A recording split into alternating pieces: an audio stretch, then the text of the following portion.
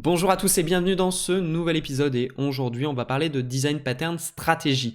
Le but ça va être de rendre son code le plus générique possible et vous allez voir que ce design pattern nous permet de rendre un code générique. Mais bon, c'est un peu abstrait, je le conçois et vous allez voir comme d'habitude en fin de vidéo vous allez comprendre. Donc restez bien jusqu'au bout, mais on va commencer par prendre un cas concret. Donc on va faire un comparateur de prix. Donc, ce qu'on veut, c'est créer des revendeurs. Donc, on va prendre trois revendeurs que vous connaissez. Donc, on va prendre Auchan. Ensuite, on va prendre Lidl. Et on va prendre Aldi. Oui, en France, on est obligé d'en citer trois. Sachant que j'en ai travaillé pour l'un d'entre eux. Je vous laisse deviner lequel. Ou sinon, vous pouvez aller voir sur mon LinkedIn qui est dans la description. Allez, on a créé nos trois retailers. Donc, ce qui va se passer, c'est qu'ils vont vendre un produit. Donc, on va dire que c'est du cola. Donc, sel, cola. Donc, ils vont tous le vendre à un prix différent. Donc, les trois vont vendre ça à un prix différent. Donc, Auchan va le vendre à 1,50 €. Donc, il faut savoir, si vous travaillez dans le retail, il compte toujours au centime. Et si vous avez un code à faire avec des prix, je vous conseille d'utiliser des centimes, c'est beaucoup plus pratique. Comme ça, vous avez juste à gérer des nombres entiers. Donc ça, c'est une parenthèse que je referme. Donc Lidl, eux, c'est le prix. Et Aldi, c'est entre les deux, comme ceci.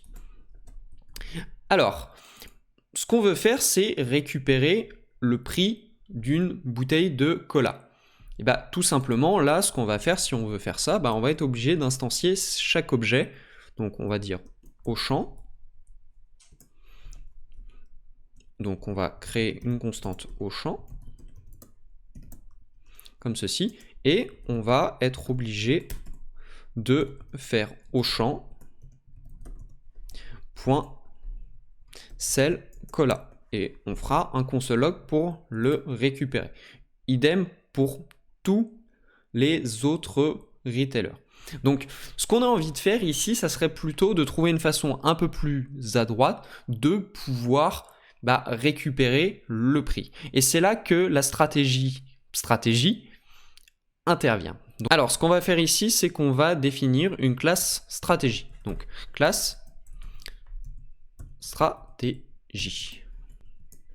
Ensuite, on va définir à l'intérieur une méthode qui s'appelle setStratégie.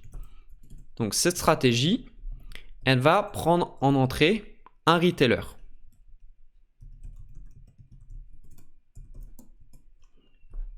Comme ceci. Et elle va le sauvegarder dans la classe stratégie. Donc this.retailer égale retailer. Et elle va avoir en plus une méthode qui va nous permettre de récupérer le prix du cola. Donc on va faire un sel cola. Hop, comme ceci. Et ça va retourner le prix du cola. Donc on va faire this.retail.sel cola. Donc si vous commencez à comprendre comment ça fonctionne, là-dedans, ce qu'on va faire, c'est qu'on va aller instancier encore un Auchan et ensuite, on va faire une instance aussi de stratégie, donc on va appeler retailer et on va faire un new stratégie, comme ceci. Et une fois qu'on a fait ça, on va définir une stratégie. Donc, pour définir la stratégie, on va faire cette stratégie et on va passer quelle stratégie on veut utiliser. Donc là, la stratégie, c'est soit Auchan, soit Lidl, soit Aldi. Donc nous, on va passer Auchan car on l'a défini.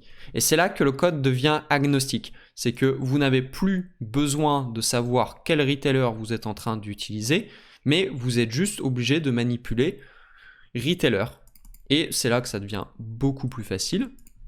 Vous n'avez plus qu'à faire console.log retailer et vous faites sel cola et vous obtenez le prix du cola. Donc on n'a plus qu'à faire node stratégie et on exécute. Voilà, et on a le prix du cola pour Auchan. Et si on veut au cours de l'exécution changer, on a juste à faire, par exemple, on définit Lidl, comme ceci. Et on peut, à partir d'ici, on redéfinit la stratégie. Donc là, maintenant, ce que je veux, c'est une stratégie avec Lidl.